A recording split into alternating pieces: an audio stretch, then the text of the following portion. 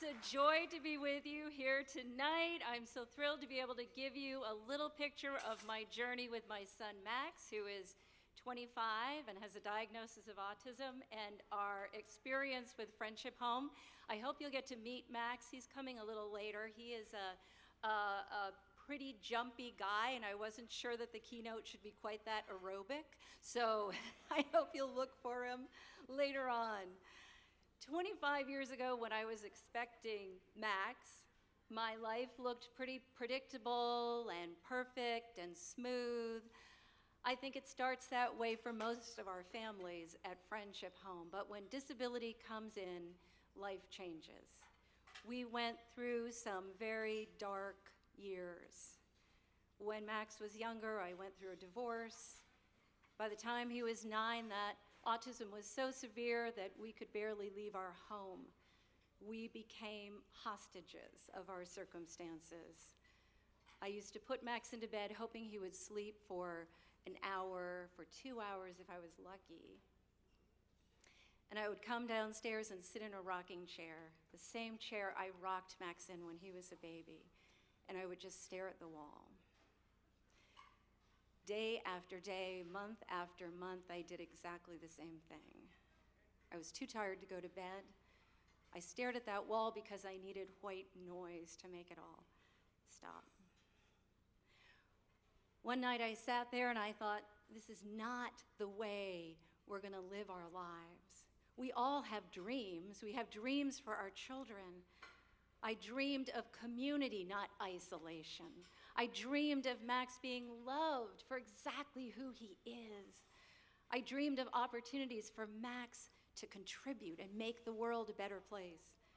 So one night I made a decision that we were gonna live our lives bold and brave. I got up the next morning, I got Max dressed, and we went out. And it was terrible. Day after day, we did the same thing, disaster after disaster, until I began to see something I didn't expect. I began to see Max change the world around him for the better. I began to see other people step into our messy lives and do things that were kinder than I think they even knew they were capable of doing. I took Max to the grocery store. Sounds easy, right? Well, with autism, nothing is easy. Certainly not back then. I took him in the grocery store. We were making it. It took us 2 hours. We had food in the cart. Those are fine, right? We had food. 2 hours. I could see the checkout. I thought, we have done it. We're gonna make it. And then Max dropped to the floor. The sights and sounds and smells just overwhelmed him, as is so common with autism. I knew when he fell on the floor, I knew what that meant.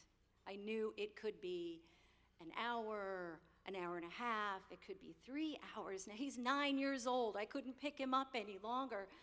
I knelt down over Max, trying to comfort him, trying to think about what I could do.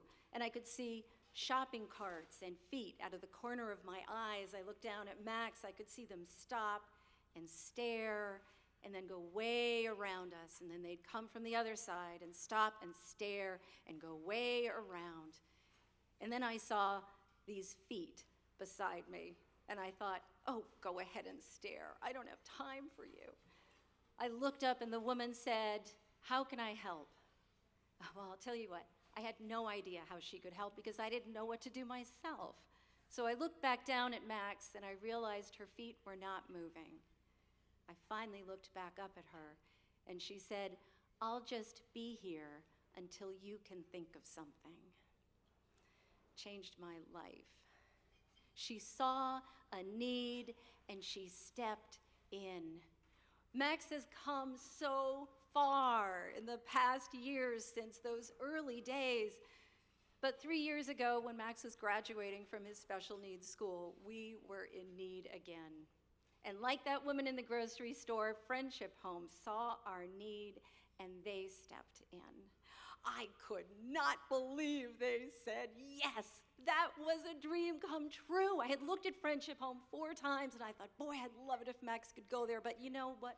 We are a complicated situation. I don't know if we could come to Friendship Home. They said yes. They became our team. What thrills me is that Friendship Home sees what people can do, not what they can't do. People are treated with dignity and respect. Well, to make this all work, for Max to be at Friendship Home, they hired an extraordinary teacher, Casey O'Gara, who I know is here somewhere. She made that video. She is remarkable. I hope you'll meet Casey tonight. I asked Casey the other day how she feels about her job at Friendship Home and working with all of the members there at Bridges to Work. And she so quickly said, "It is my joy to empower those at Friendship Home to reach their dreams." Well, we have reached our dreams. Max has found friendship. He is loved. That friendship, that love makes you feel bold to try new things, to learn new things. Max even did a zip line at the summer camp. I am so glad I did not actually witness that. Friendship Home has Max in 2 jobs. He works in Posh Wash, the car wash in Hanover. This is Max's dream job. Chris Zona, who owns Posh Wash, has to be the smartest man alive because he put Max in charge of vacuums. You have to know this. Max loves vacuum cleaners. If he had a life motto in military terms, it would be "no dirt left behind." He also works in Tedeschi's food shop in Norwell. We're so thankful for that job. Remember the young man who couldn't walk through a grocery store? He now works in a grocery store.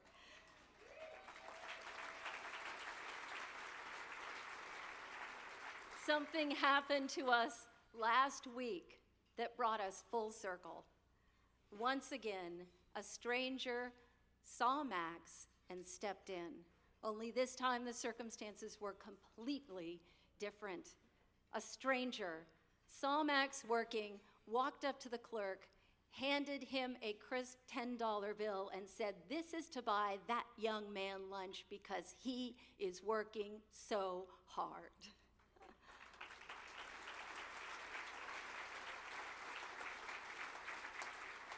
At Friendship Home, dreams do become a reality for Max and for so many others. Dreams of community, not isolation. Dreams of being loved for exactly who you are. Dreams of the opportunity to contribute, to give back, to make the world a better place. Well, Max has dreams too.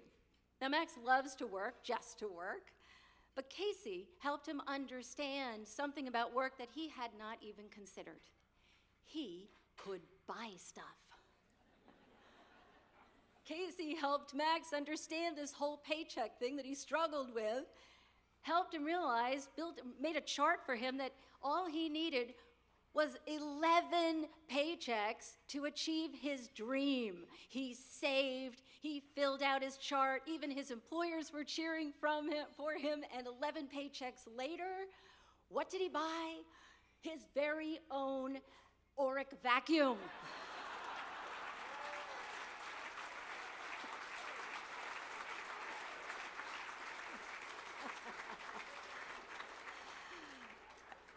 And I know what you're asking. The answer is yes, he will come and vacuum your home.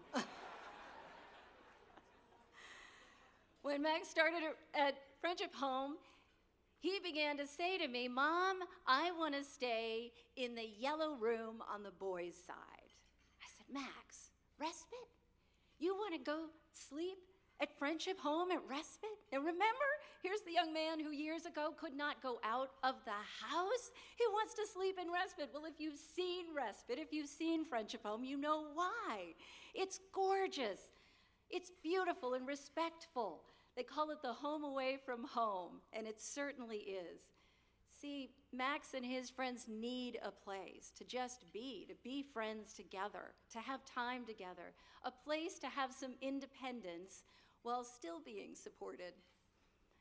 But let me share with you just a little bit about the parents and respite. We love our kids. We don't want any trade-in. Oh my goodness, this has been an extraordinary journey. But we are high-impact caregivers. It is often 24/7 high-impact caregiving. There was a study done recently that compared the stress level of moms just like me caring for kids just like Max. There's so many of us out in the community, and found that the stress level in us moms is exactly the same stress level that is found in combat soldiers. We get tired. Respite gives us time for renewal. Respite gives time for marriages to be strengthened. Sometimes it just gives us a night's sleep. But it's more than that. Respite tells us as parents that we are not alone, that we have a team too. I'm so thankful for the staff of Friendship Home. You are remarkable.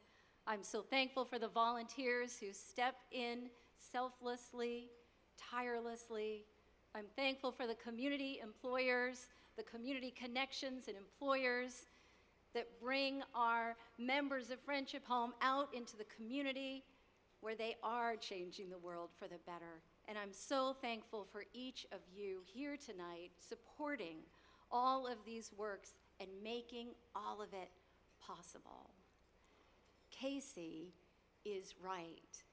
It is a joy to empower those at Friendship Home to reach for their dreams. Thank you for stepping in. Thank you for being the feet that don't walk past. Thank you.